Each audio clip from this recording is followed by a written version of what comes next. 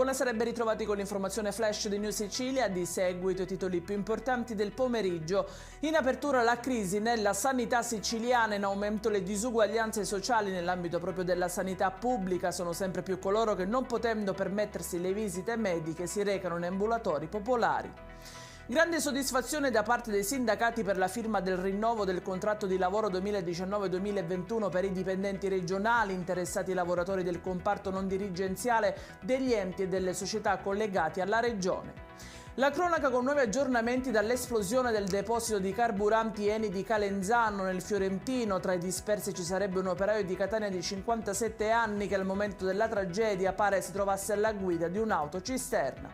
Sciolta la prognosi del 18enne di Modica rimasto ferito in un grave sinistro stradale dello scorso 23 novembre nel Ragusano. Il ragazzo era alla guida di un ciclomotore quando si è scontrato con una Mercedes guidata da una donna.